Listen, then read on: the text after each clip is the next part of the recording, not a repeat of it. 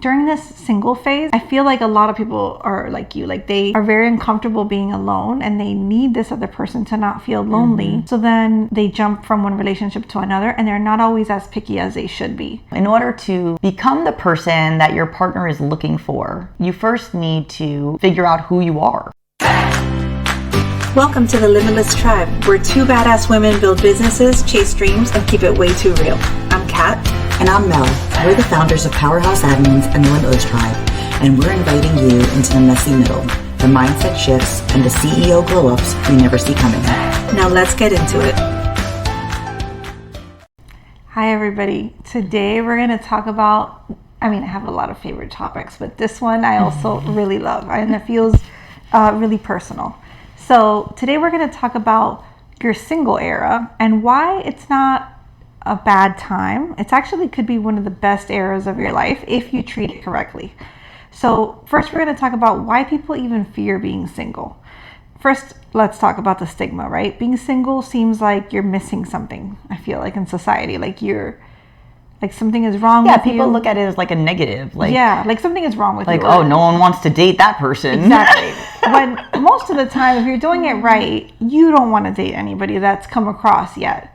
So people also expect you to go through the timeline that people have for society. Like you get out of college, you meet your person, you get married, you have kids, you build your career, all in this early timeline. So if you're a little bit older and you're still single, it's looked at if your timeline is broken, which is ridiculous because there is no timeline. Everybody's is different, especially if you want to do it right. If you try to force fit to this expected timeline, you're going to get a lot of people that are divorced or meet the wrong person or try to force things that aren't the right person.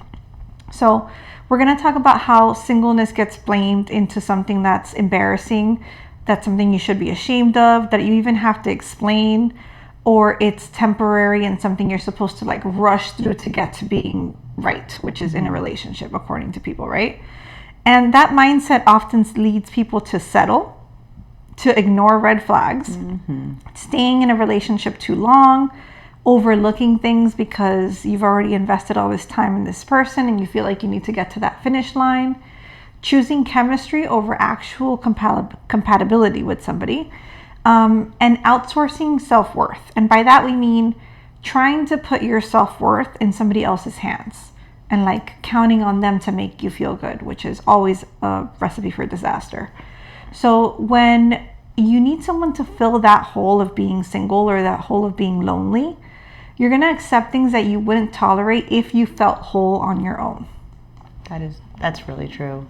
I feel like there's so many times that you're with someone, but you're just so scared of being alone, or you've put so much time and effort into this relationship. You know it's not great, and one foot might be out the door, but you still stay just because of all that time and effort you put into it. You're like, I couldn't have wasted all this, so I might as well just stay. Yeah. And it's not the right reason. I feel like if people didn't, I think having a relationship and finding your person is amazing, but I don't think it is a requirement or a necessity or something you should be super obsessed with. I think you have to really work on yourself and build on yourself, and then let that person align to you. I think the people that try to rush these things, they think they're doing it right, but so many people end up divorced or they're unhappily married, miserable.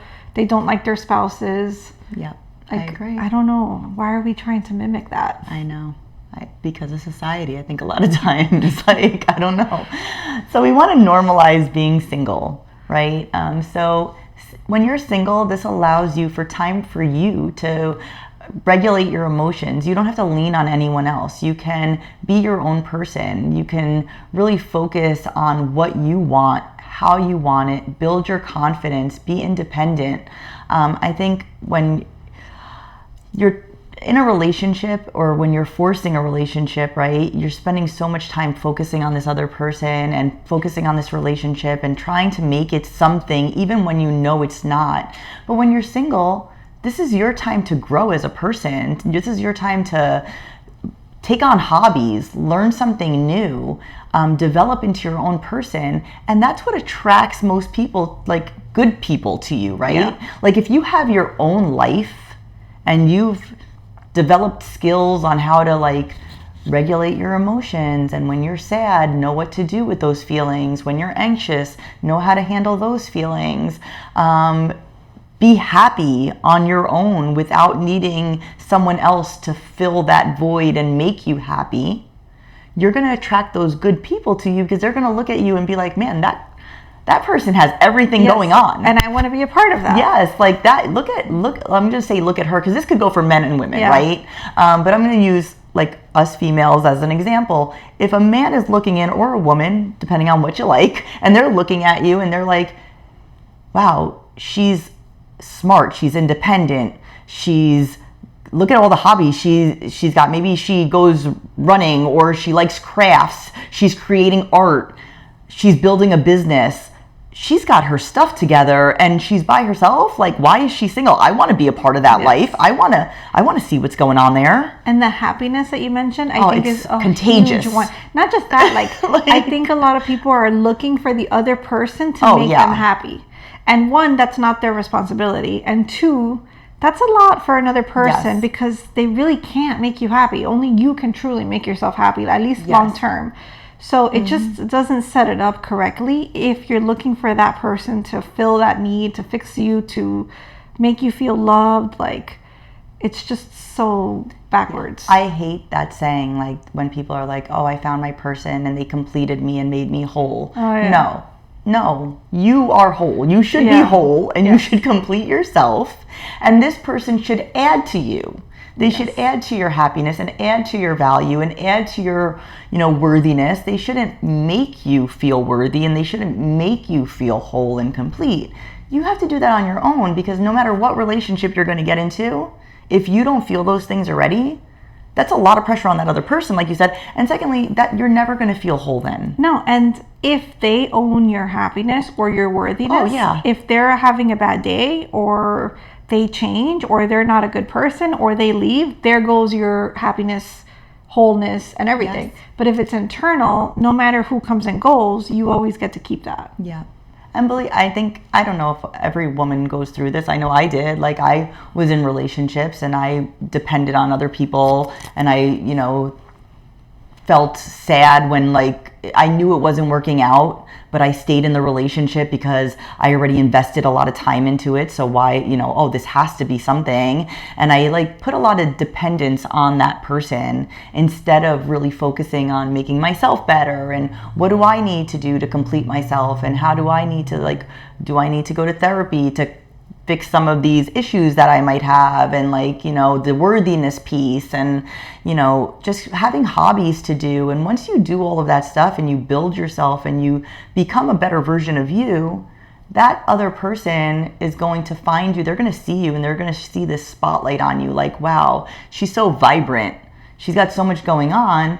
And I know that that's one of the things that I really had to work on, was like not putting my dependence and my future on somebody else, because it's just not healthy. It's not going to create a healthy relationship in the end. And I also know a lot of people that depend on, they're in marriages or in relationships that they're not happy, but they stay because of that time, oh my goodness, we've been in this for so long, or we have so many friends together, and how are we going to separate this, and or we have children, or the shame. It's embarrassing, but it's really not, because you need to be happy. And in your single era, you can learn all of these things and really focus on you and becoming confident and just becoming the person that you really should be or meant to be. I love the single era. I really was never one of those people that jumped from relationship to relationship, and I was the opposite. I feel like I was quicker to leave. Like, this is not it. I don't know what is yet, but this isn't it. And I was the opposite. Yeah, and my single time was longer, because when I was in it, I became very particular, right? But over the years, the last one, I was able to do a lot more, which we'll go into, and grow a lot more. That I think was the missing piece. But during this single phase, I feel like a lot of people are like you, they are very uncomfortable being alone, and they need this other person to not feel lonely. Mm-hmm. So then they jump from one relationship to another, and they're not always as picky as they should be. Yeah. And then like with the whole loneliness thing, I understand like wanting the company, but you really got to love your own company. Yeah, you have to learn to love being alone and really enjoy it. Yeah, I'm really comfortable by myself. And for years I wasn't. For years that's why either I stayed in a relationship that really didn't serve me and I was there much longer than I should have been, or I just immediately try to find something new because I wasn't comfortable being by myself and being in my own thoughts and being in my head. So then it made me like anxious. And it wasn't until I loved me and learned to love myself that I really understood that being single isn't a bad thing, because you find yourself. Yeah. You find what you like, what you're willing to put up with, what you're not willing to put up with, the things that you enjoy doing. Now you know if this person, when you do find your person, okay, well, I like this, that, and the other, so I want someone that is gonna want these things too, or that'll enjoy them. Or I'm not willing to give up versions of parts of myself, right? Yes. So if I end up in a relationship, we have to be equals, and they have to understand that I'm going to be going out with my girlfriend, and they have to trust me in that, and they can have their life, because I want that person to have their own identity as well. But you have to develop that while you're single. Yes. So during that single time, it's your time to like identify your patterns. So we've talked a lot about relationships and like knowing your value and knowing your worth, and setting expectations for that, knowing what your triggers are, knowing if you're gravitating towards bad relationships for certain patterns. This is your time to really like dig into that and figure that out and undo it and really clear all of that mess out, right? Yeah. This is a time to figure out what your triggers are and why are they your triggers. Is it a valid trigger, or is it something that maybe you're just not used to? Defining your non-negotiables. Like, I always had, even from a young age, I had a list, but I didn't stick to the list. So how useful is the list if you don't stick to it? So you want to have the things that are non-negotiables and actually stick to them. Get honest about your past relationships. Figure out what went well, what didn't go well, what kind of qualities you want to look for in the next person, which ones you'll avoid, what you didn't do well in those relationships, and how you could improve. With the non-negotiables, I think during that time, which you need more than 3 months. You got ladies, you need a while. So please dedicate this time to yourself. And it's not about like going out and like being with a bunch of people. Maybe you need that phase, maybe you don't, but it's more about you. So like during that time, you build like your dream ideal life by yourself. Like Mel said, like hobbies, like how do you want to spend your time? How do you spend your mornings? Like your own company. I am not bored by myself. I have so much stuff in my head. I'm thinking, I have ideas. I'll read a book. I'll do a puzzle. Like there's so much stuff. Like I really don't get bored. I don't necessarily need the external company. And you build the peace that you want. You just create this ideal life. And what happens with that, when you have a really good life by yourself, now anybody entering your space and wanting to date you is going to need to maintain that or add to it. Because my life was good. I'm not going to have somebody come in and ruin that for me, or bring me stress or anxiety or doubts, or be, super jealous, or for me not to be able to do the things I enjoy. So you're going to get extra protective with your life when you've built something that you really love. If you haven't built anything that you love because you're always putting that on other people, then it comes and goes, and there's no boundaries, there's no expectations, and people can come in and bring their energy that might not be the right one you want for your life. Yeah. So your standards aren't high, right? Probably honestly not high enough. And this single time is where they get nice and high. And you really set the bar and you set the expectation, and realize that the expectations are good or could get higher. And it's not that you are asking for too much, it's that you're asking the right people.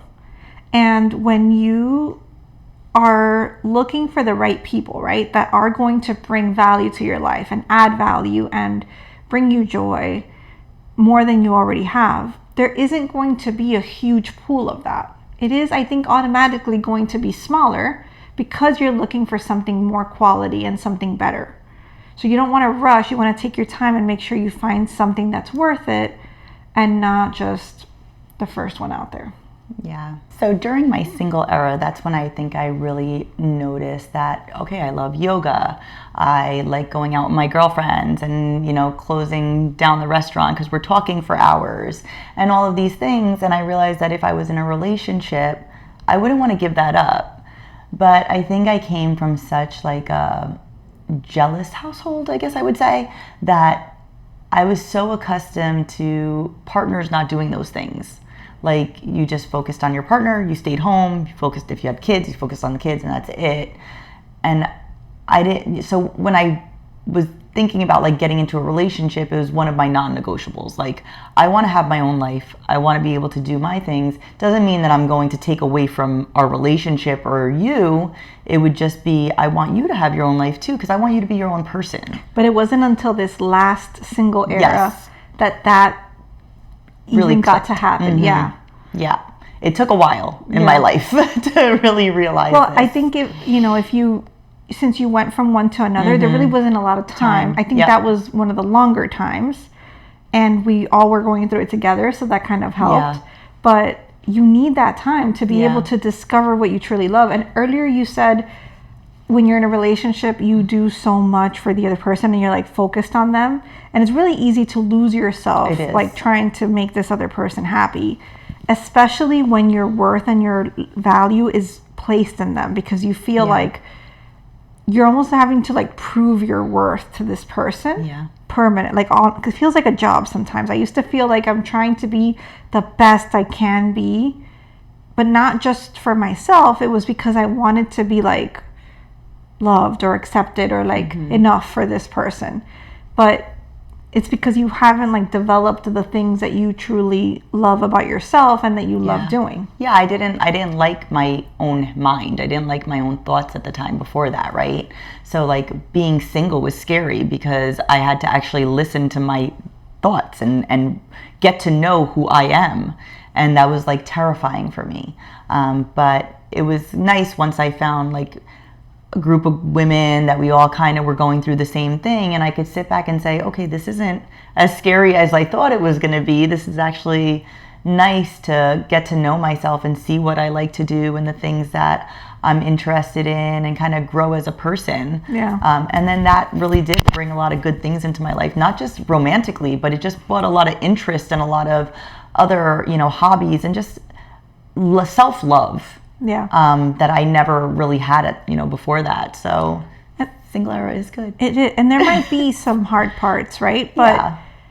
Like everything in life. You get to it's a common thing. Like they always say, like you can't really love other people, even though you think you're giving them everything. You can't really love correctly until you've loved yourself. And how would anybody else love you if you haven't even spent the time to love yourself? Mm-hmm. And people reflect what you give out. So if you feel not enough and like you really need a person, people can feel that, and they feel like you might not have a lot to offer, or you might not be that valuable because you are giving that needy vibe, versus she's living her life and enjoying it. I really want to just jump in and be a part of that. Yeah. It's such a different vibe that you put out. It is. It's true. I wish more people really it was so good. I wish more people really spent the time to get to know themselves, and you also get to set those expectations of what you're looking for. Yeah.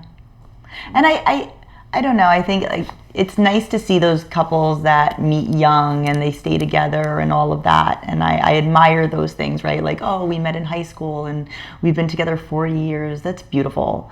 But I also feel like you're so young, like sometimes you don't know yourself enough. Yeah. So a lot of times those things don't always work out because, or you're not as happy, or you just haven't really found yourself.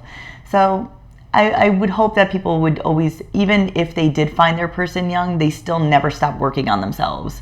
And they still try to like get to know who they are throughout that relationship. I think those are amazing, right? Because everybody would love to find their partner young, but it's like a hit or miss because it is.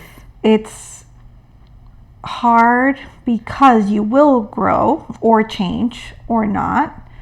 And you would have to be growing kind of in the same direction or similarly for it to work. Because I think sometimes one person either doesn't change at all and the other one changes completely, or you go in different paths. Like one person wants to have kids and the other one now doesn't, and it just can go any way. It's a little hard. It can happen, and it absolutely does, but the two people have to be willing to like really go hand in hand and learn to love all these different versions of each other. Yes.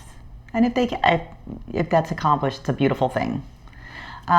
So you want to, in order to become the person that your partner is looking for, right? You first need to figure out who you are, right? So instead of asking, oh, when am I going to meet this person? No, who are you? Who do you, need to become?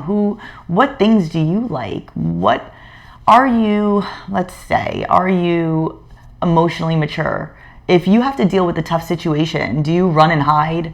Do you cry in a corner? Are you willing to have those hard talks with someone?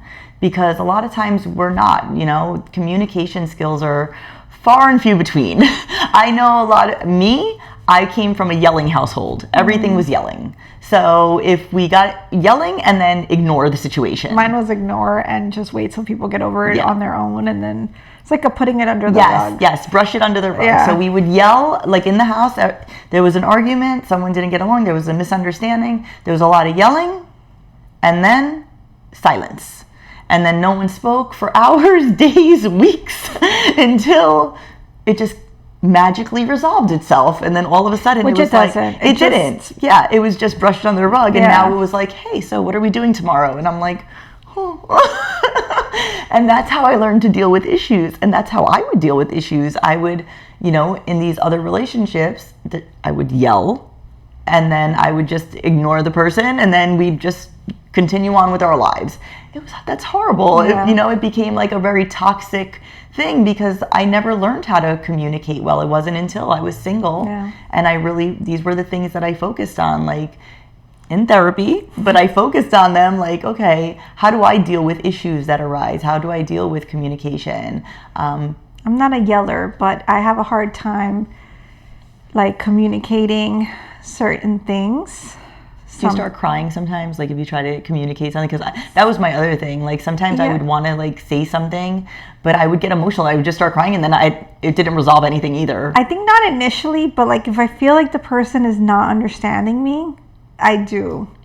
And I don't know. I think I'm working on that, but I think the communication piece, like, I don't know, like you're kind of scared that if you say the wrong thing, the person is going to think of you differently or not love you, or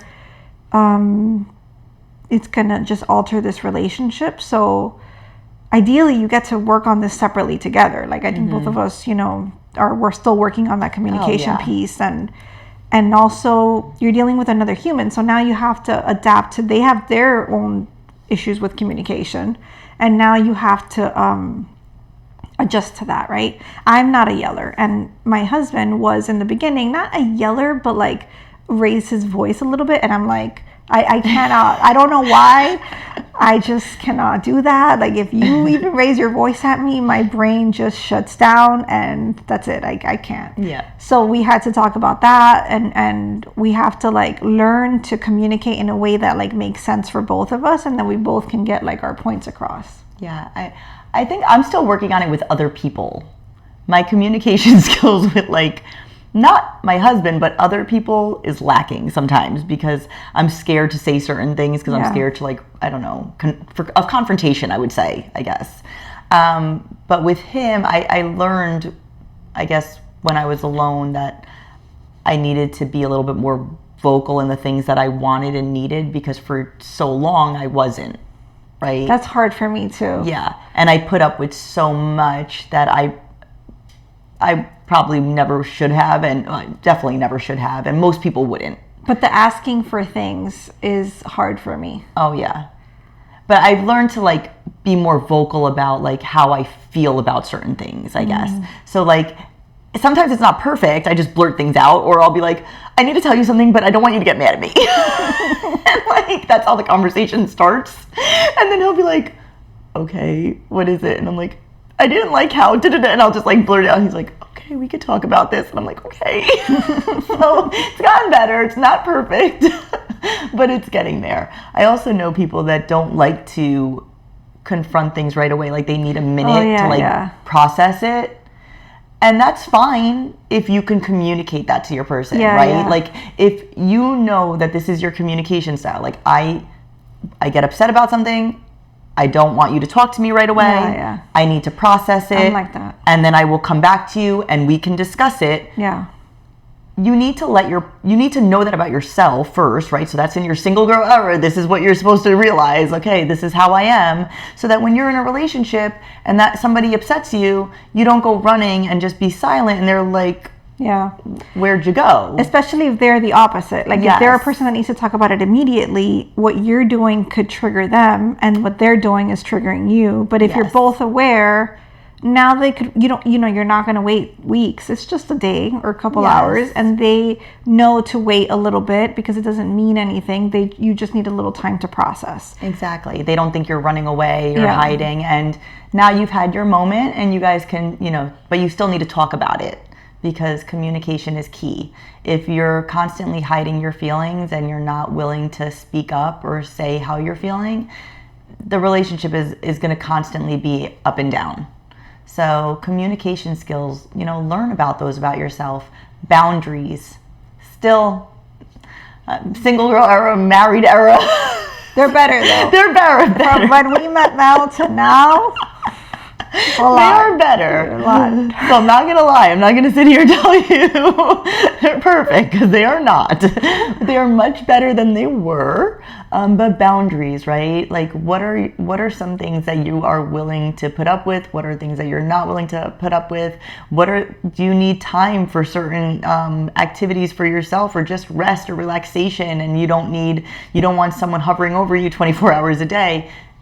Just you need to be able to know what you want and how to express that.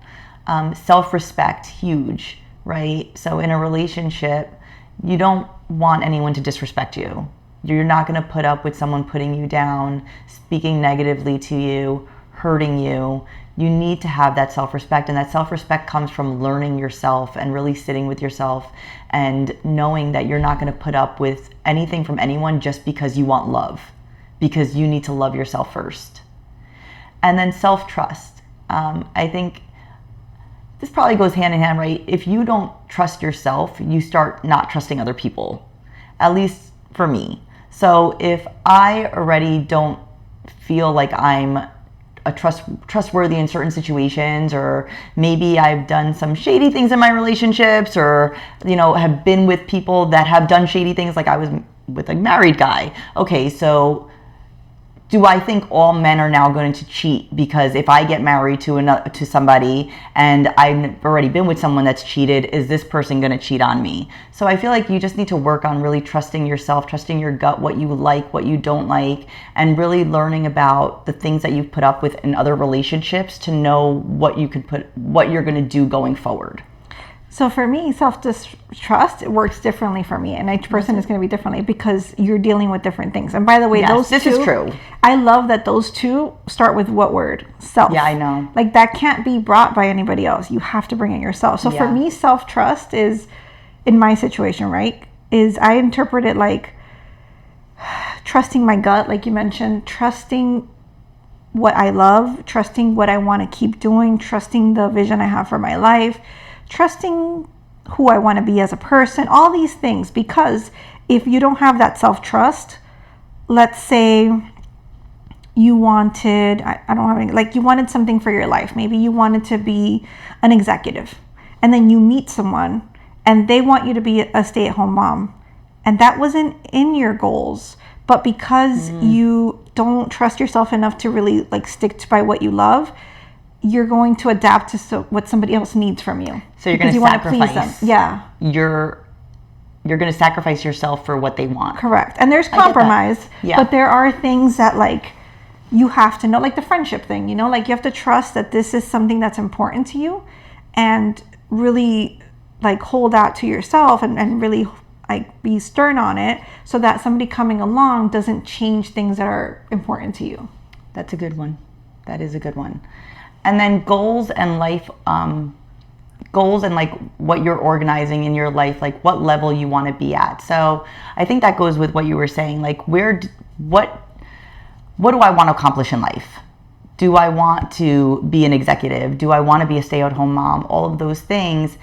If those are things that you are setting goals for yourself and putting yourself at a certain level, are you going to sacrifice anything for someone else? Are you willing to make certain sacrifices? Compromises are different.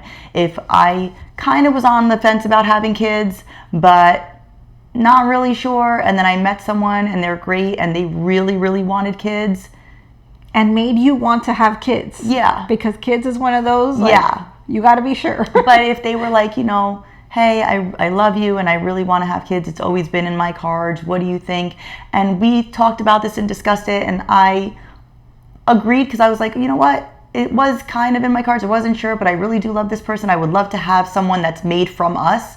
Great, right? But if it's something that you never wanted in life and you were like, no, this is a non-negotiable, and now all of a sudden this person came into your life and they're like, well, I want kids, and now you're just doing that to keep them, that's not going to work. Actually, talking about the kids thing, which is similar to like our little friend group. When we met, we were already like 35, I think. Yeah. And we already had our pretty grown kids. And for me, a non-negotiable in my last like dating time, not always, but like in the last dating era was I cannot have any more kids. Mm-hmm. I don't want to have any more kids. I've had my daughter. I love her. That was an amazing experience. I don't want to restart that in this time of my life, right? With anybody. There is nothing, right? No one's going to convince you otherwise. No. And people would be like, but what if you find your Prince Charming or your perfect man? I'm like, then he's not my perfect man, because if he wants kids, he's not my perfect man. Yeah. And I did go on dates, and that was one of the first questions I would ask, which was weird, yeah. But like, you gotta. And one of the dates, the guy was super handsome, great conversation, everything was going great. And then that came up, and his non-negotiable was having kids, which is perfectly fine. When I was younger, that was for me. And mine was no. And we're like mid-date, we're like, so what do we do now? Do we go home? Like, do we just stay here? Do we finish eating? What's up? And he was like, well, let's just enjoy the date. And that's it. We enjoyed the one date and we didn't go out again. But that's really good, because at least you got it out in the open right from the start, yeah. Right? So that's the important thing, learning that this is what you want for yourself. Yes. Like, this is a non-negotiable. Learning about yourself as much as possible so that when you do finally put yourself out there, or you do meet someone, however, maybe you haven't even put yourself out there and someone just comes into your life, right? And you're like, okay, you have these discussions. You can openly communicate because you're using your communication skills to say the things that are really important for you. And you don't have to compromise something that you just never really thought you were going to do, or not going to do. So I know that was a big question. That was my first question as well. It was, do you want kids? I already had a daughter. Yeah. I wasn't planning on ever having any more kids. I was 35, and honestly, I had her so young that a lot of the things that young people did at that time, I couldn't do, because I was raising her and I was trying to make money and I was trying to have a career and do all of these things. So now when I was 35 and now in my 40s, I want to do all of those things that I never did, right? Yeah. I want to live my life now that she's older, and I love her and she's great and she's doing amazing, but now it's my time, right? So I wasn't going to compromise that for anyone. So it's just being upfront, being honest, knowing what you want, what you don't want, knowing how to handle, your communication, your emotions, and being able to communicate these to the next person. So love, the love you want requires the version of you that you're building right now. So it's not the version of you that's coming in 5-10 years. It's the version of you now. You really need to work on those things while you're single so that you can prepare for that time in your life when there's going to be someone that comes into it.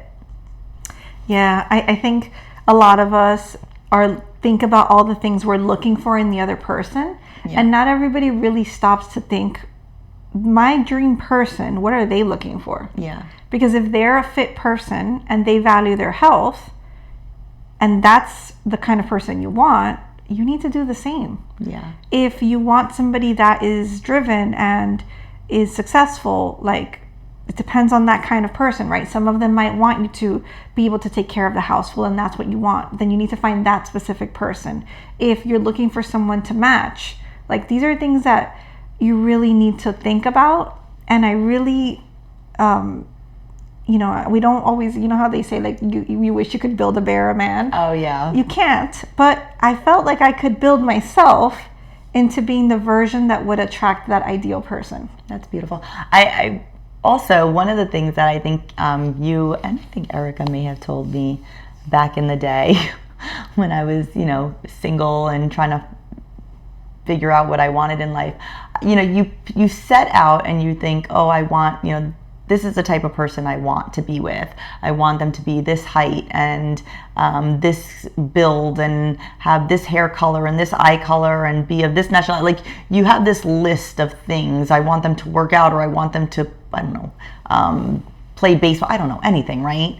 And then you guys would be like, how did that work out for you all these years? Like, how was that working out for you? And I'd be like, yeah, it wasn't working out that great. Because maybe I need to change some things and be a little bit more open-minded.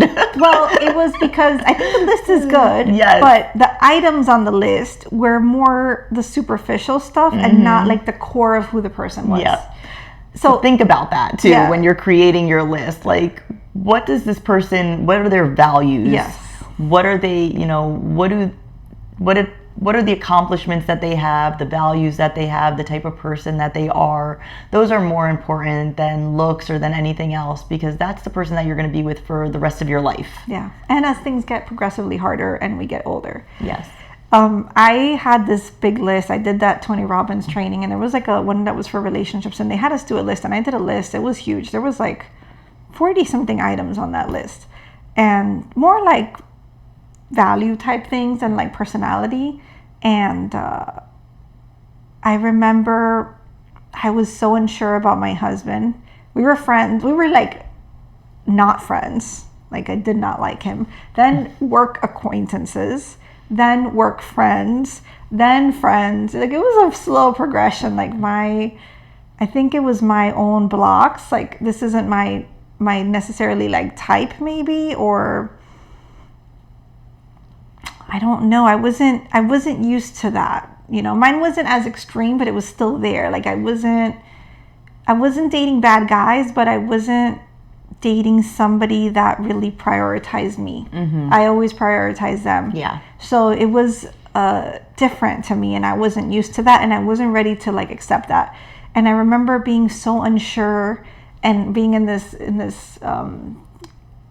event. It was like a virtual event. And I looked at the list, and he checked off like 40 of like the 42 items. Like, damn it. And I'm like, he really hits all the things.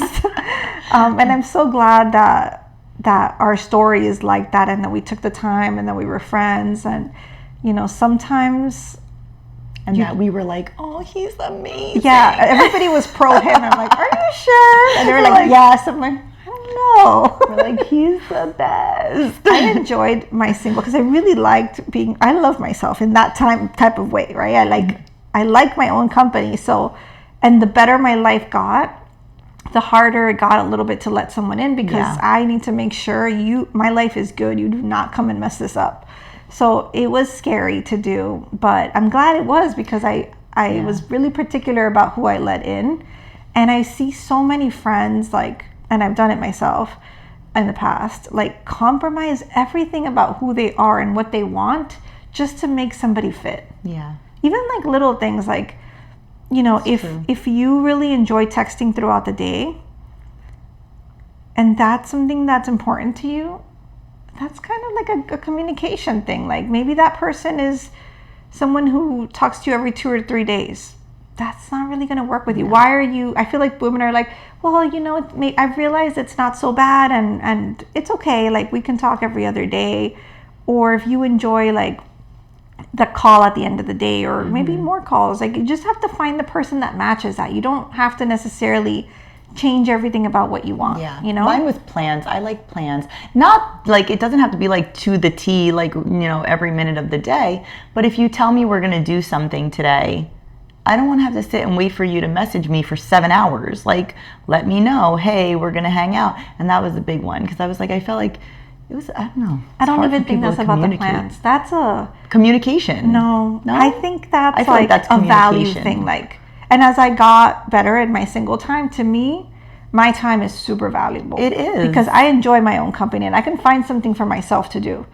But if you tell me we're going to do something and then you don't show up, I'm in limbo and I'm not doing my own thing. Yeah, but also not doing yours. I feel like it's a combination of things because it's communication. It's also disrespectful. You're not respecting that person's time. I feel like they don't really value enough to care, because if they cared, they want that time of yours, like in any way they can, and they will adapt to fit into your life. If they're so busy that they don't know if they can make room for you, or like that whole scenario, I feel like they're making other plans and you're like a backup. Like, oh, if I don't have anything to do, I'll contact this person. I used to be like, nope. Forget it. Like, I have things to do. I don't want to be waiting around for you. So, but if you don't have things to do, that's where you stay waiting. Yeah.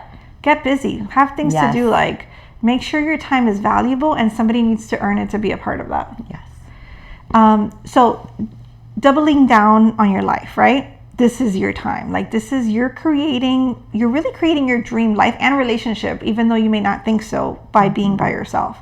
So that singleness is your expansion time. It's for you to truly become yourself, to know yourself, and to just put out the best version of yourself.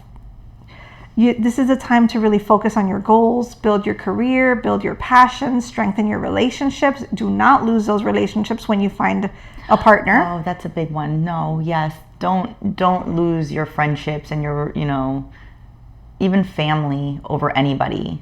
Yeah. Because a lot of people get lost in the love and in the person, and then, what happens once that goes away? Yeah, sometimes it doesn't last, and now you're left by yourself. Yeah. And, ideally, if you get together, right, have your girl time, because I think that's needed, just like guy time. But, maybe you can get the couples together and hang out together and do things like that. Like, even better. It's just different, I don't know how it is for men, but like, I think for women, that time that you spend with just women, really being vulnerable and talking about everything, and it's just special and necessary, and you don't need to give that up to be with somebody else. And somebody that truly loves you wouldn't ask you to give up your time with people that you value. So, and that goes both ways. If you lose friends because they get in a relationship, that really wasn't a true friend. And then you want to develop your hobbies and create a life that you truly love. And talking about hobbies, this was one I learned in my later single era. I was always pretty busy because I worked a lot and I have a daughter and I was finishing college, which took me forever with work and everything. And I had an ex that told me that after we broke up, right, we were talking and just kind of talking about what we could have been better or what went wrong. And we're both pretty like good people, and I always want to know because I want to get better for the next one. And he told me that I needed to have my own things, like my own hobbies. And it took me a while to process that one because I just didn't get it. I'm like, I'm super busy. Like at that time I was a store manager, so I worked a lot of hours, and I went to school, and I had a daughter. And I'm not the kind of person that needs to see you every day. Yeah, you're not like clingy like that. No, I'm busy. So I feel like if I see you every day, then I can't focus on my goals. So I didn't really get it. But months later, really like trying to dig into like understanding what that meant, I feel like I made that person, even with as busy as I am, I made them a priority and the prize. And like, I would adjust what I could to be with this person. And I didn't, work and kids and school are all great and you are busy, but they were just requirements. Like there are things I need to do, but they weren't things I was doing to bring joy to my life or to be a more interesting person or somebody who had my own hobbies. So this is a big one, ladies. Like the more interesting you are, the better guys you're going to attract. So pick up the hobbies, try all the things. This is your time to do that. And really create a life you love, and don't let go of that life when you find your person. They're going to be able to fit right in if they're the right person. And that's the reason that they were attracted to you. Yes. Right? So if you let that go, I feel like that attraction is going to fade because that's why they were with you in the first place, because they thought that was great about you. Correct. And I want to reframe this whole single era, right? This isn't your intermission. This isn't your waiting era till you'll find the next guy. This is your main character era, the start of it, because it doesn't end here.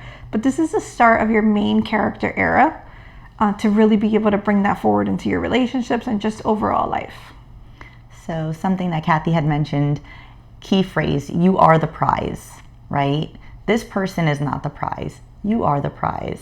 And they need to win you over. They need to become a part of your life and think that that's amazing, and not the other way around. And I think that's one of the, even when I was single, like, and I worked on myself, as soon as I got into a relationship, I kind of reverted back to, oh, I have to do all of these things to get this person to want to stay with me. And I was going above and beyond and like cooking and cleaning and doing these things. And then I was like, what am I doing? Like, and Paul had told me, he was like, you don't have to do any of that. Like, I really like you. And I was like, oh. And then it made me think, like, hey, why am I doing this? Like, it's a worthiness thing, right? I didn't feel worthy, and I reverted back to those feelings. So you are the prize. Your worth is greater than your relationship status. It doesn't, you don't have to feel like you need to be chosen or you need to bring more value. You are valuable. You are enough. Everything about you is what it needs to be. You don't need to be more or go above and beyond or do all of the extra for this person. Because if you really worked on yourself to begin with, and you found yourself and you loved yourself and you realized those non-negotiables and all of those things that make you you, and you built on those hobbies, that person really cared about you. When they came into your life, they said, oh, this person's amazing. She's got all this going for her. This is the person I want to be with. So why would you then diminish that and take away and start, not going to, let's say, your yoga classes or going to your pottery classes or whatever it is that you started doing to really find yourself, just to be with, now closer to this person? They're going to be like, no, I wanted you to do those things. So you have to really think about that, like your worthiness, who you are the prize. They are not the prize. They are lucky to be with you. They are lucky to be around you, to get to know you, and to end up with you. So when someone commits to you, you don't then become worthy. You are already worthy. You're not auditioning for their love. They are auditioning to be a part of your life. And you get the chance to say yes or no. That is on you. And if this person checks all those boxes and you feel like, okay, this is a good fit, they have now won a prize. And you need to feel that value in yourself. Yes. And I know that can come off in a weird way, but I don't know if you guys ever heard when you were single or had that experience. I think the more you like a guy, he's just not interested. And the ones that you don't pay attention to, they chase you. They're like in love. Yeah. So, and I always was told, like, you need to act like you're not interested, right? And I hated that. Yeah, me too, because I hated that. I can't like pretend to be something else. And if I really like you, I like you. Yeah, and you're going to know. Yeah. And I don't really want to hide that. And that took me But then that feels like playing games. And I also don't want to, I don't want to play games in a relationship. Correct. So that took me a really long time to figure out. But I think the whole prize thing fixes that. Yeah. Because when you feel like you're the prize, then it's not that you don't care about the person or wouldn't show them, but it's not so eager because you don't need anything from them. You already feel whole and valuable and the prize as you are. And I feel like, when you say it, or if you're listening, you're like, oh, she's conceited, or she thinks she's so full of herself, but it's not. It's about valuing yourself, because there's so many times that you put yourself in situations with people that they don't value you and they disrespect you and they treat you like you're, whatever. This is just, another woman. Oh, well. And that's disrespectful. That just doesn't, that doesn't add anything to your life. And you should want someone that really thinks you are the shit, You are amazing. And that's only going to happen if you think that of yourself. Exactly. And if you don't already feel that way, no one else is going to come into your life. And like, you don't want someone to have to make you believe that about yourself, because then it feels like you're going to constantly think that they're just like lying to you. Like, oh, you're just saying that. You're just saying that. You have to feel it within yourself first. Yeah. And if you're doing the game thing, you're not going to be able to maintain that because you're faking it. But if you truly feel like the prize, you're really just being yourself, and it's going to come across that way. Yeah. So it's not about being conceited. It's just about valuing yourself. Correct. And you're already building, and you're already like a loving person that does already so much for other people. You putting yourself as the prize is just going to be able to level that out. You're still going to treat them amazing. You're still going to take care of them, but it's not going to be at your expense. And I really think that that's what the whole I am the prize thing is about. So another big thing about being single, there is no timeline. It could be months. It could be a couple of years. It doesn't mean that you're not going on dates. You know, I went on a lot of first dates, but I ask a good amount of questions and I already know this is not it. This is not it. So you could go single for a long time, and that's okay. There is no timeline. You want to really remove the pressure. The last time I was single for 3 years. And I went on a lot of dates with people that I didn't want to date. And I thought, I kind of had to think to myself, like, there is a chance that I may not find a person. Because I don't think that everybody finds a person. Sometimes you don't.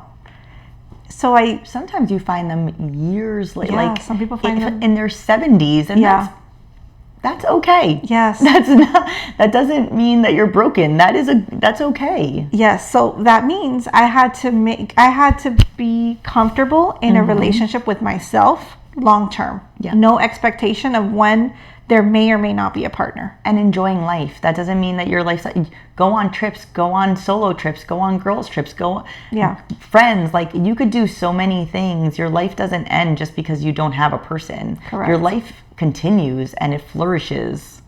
Yes. So don't have a timeline. Don't rush it. Don't make it a race. There's no deadline. Nobody's grading you on this.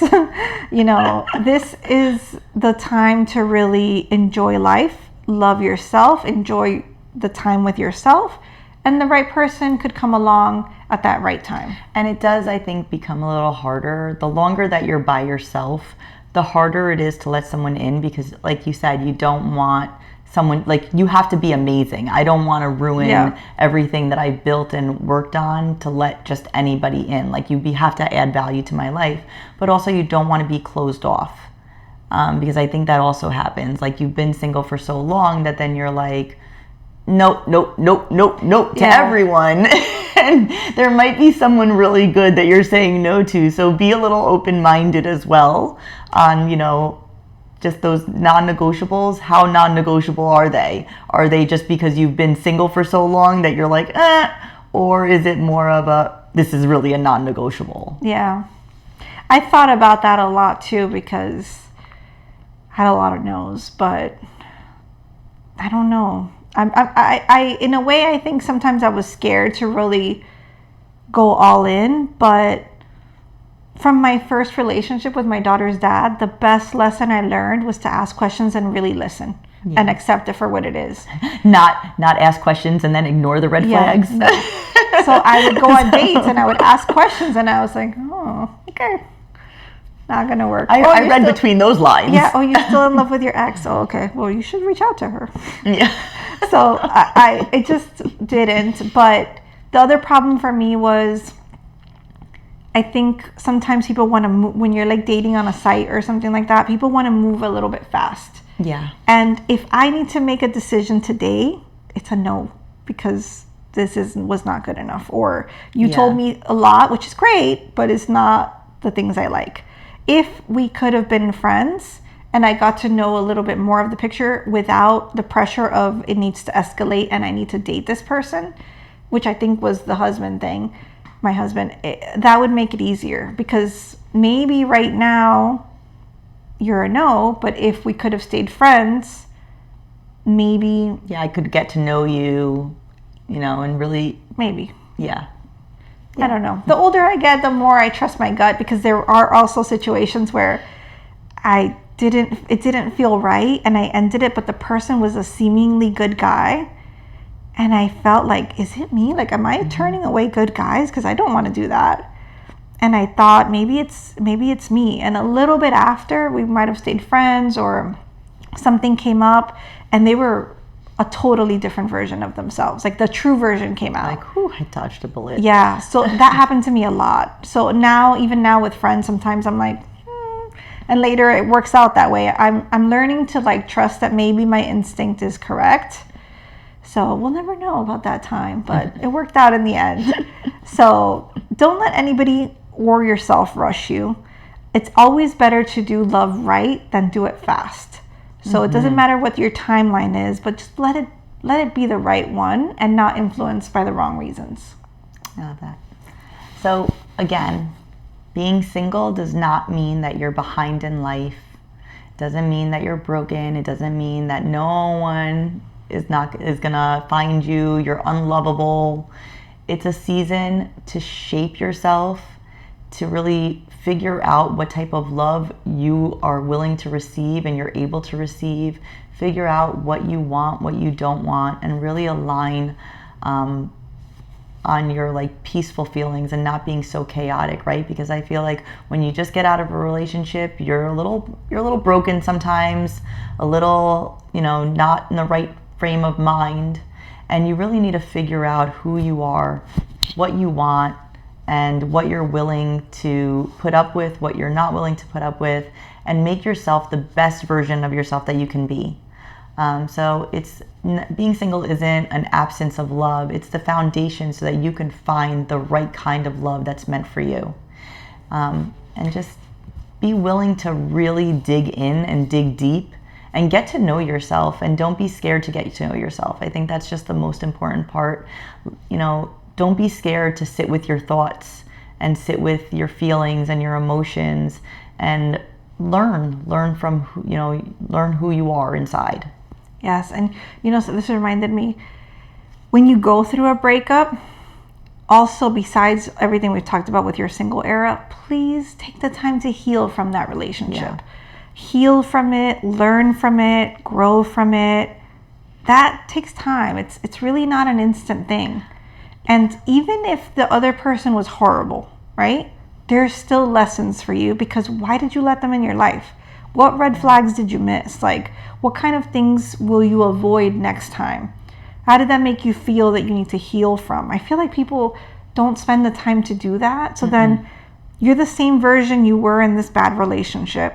Maybe you have a little more pain now because of that. And then you go into the next one. Just bringing all that in there. And then you wonder why all your relationships end up the same. Yeah. Take the time to really heal and learn from each one, honestly. I agree. I think a lot of times first of all, we're scared to be alone, so we jump into another relationship, and then we feel like I'm gonna be alone for the rest of my life. I'm never gonna find anyone. No one's ever gonna love me, and we get desperate to attract someone and to find someone and to prove to ourselves that we can find someone, that we can do it, that we, are attractive or are lovable. Yeah.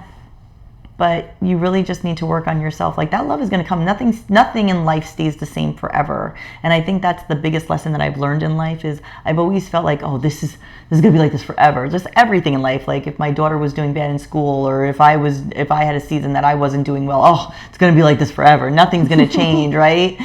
Nothing in life ever stays the same. So put in the work on yourself now, so that when the changes do come and those new seasons come, you're prepared and you're ready for them. Yes, absolutely.